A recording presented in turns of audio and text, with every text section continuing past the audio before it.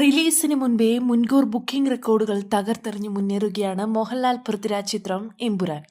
മലയാളികളെ ഏറ്റവും പ്രതീക്ഷയോടെ കാത്തിരിക്കുന്ന ചിത്രം കൂടിയാണ് എമ്പുരാൻ. എമ്പുരാന്റെ ഓരോ അപ്ഡേറ്റും ആവേശത്തോടെയാണ് സിനിമാ പ്രേമികൾ സ്വീകരിക്കുന്നത്. കഴിഞ്ഞ വർഷം നവംബർ 1 കേരള പിറവി ദിനത്തിൽ എമ്പുരാന്റെ അണിയറ പ്രവർത്തകർ ചിത്രത്തിന്റെ ഒരു ക്യാരക്ടർ പോസ്റ്റർ പുറത്തുവിട്ടിരുന്നു. വെള്ള വസ്ത്രമിട്ട ഒരാൾ പുറംതിരിഞ്ഞു നിൽക്കുന്നതായിരുന്നു ആ പോസ്റ്റർ. അയാളുടെ പിന്നിൽ ഒരു ഡ്രാഗണിന്റെ ചിത്രവും ഉണ്ടായിരുന്നു. ഈ ചിത്രം പുറത്തു വന്നതിന് പിന്നാലെ ആ ക്യാരക്ടർ ആരെന്ന തരത്തിൽ വലിയ ചർച്ചകളാണ് സോഷ്യൽ മീഡിയയിൽ സജീവമായി നടന്നത്. അത് ഫഹദ് ഫാസിലാണെന്ന് ഉറപ്പിക്കുന്ന തരത്തിലേക്ക് വരെ ചർച്ചകളും എത്തി. കഴിഞ്ഞ മാസം സയ്യിദിനും രംഗയ്ക്കുമൊപ്പം എന്ന അടിക്കുറിപ്പോടെ പൃഥ്വിരാജിനും ഫഹദിനും ഒപ്പമുള്ള ഒരു ഫോട്ടോ മോഹൻലാൽ സോഷ്യൽ മീഡിയയിൽ പങ്കുവച്ചതും ഈ അഭ്യൂഹങ്ങൾക്ക് ആക്കം കൂട്ടി. ഒടുവിൽ എമ്പുരാന്റെ ട്രെയിലർ പുറത്തു വന്നപ്പോഴും അജ്ഞാതനായ ആ ക്യാരക്ടർ പുറംതിരിഞ്ഞു നിൽക്കുന്ന തരത്തിലായിരുന്നു ഉണ്ടായിരുന്നത്. ആ നടന് ഫഹദിന്റെ ഛായയുണ്ടെന്നും സോഷ്യൽ മീഡിയയിൽ ചർച്ചകൾ ഉയർന്നു. ഇപ്പോഴിതാ സിനിമാ പ്രേമികളുടെ അഭ്യൂഹങ്ങൾക്ക് വിരാമം ഇട്ടുകൊണ്ട് എമ്പുരാനിൽ ഫഹദ് ഇല്ലെന്ന് വെളിപ്പെടുത്തിയിരിക്കുകയാണ് ചിത്രത്തിന്റെ സംവിധായകൻ പൃഥ്വിരാജ്. ചിത്രത്തിന്റെ പ്രമോഷനോടനുബന്ധിച്ച്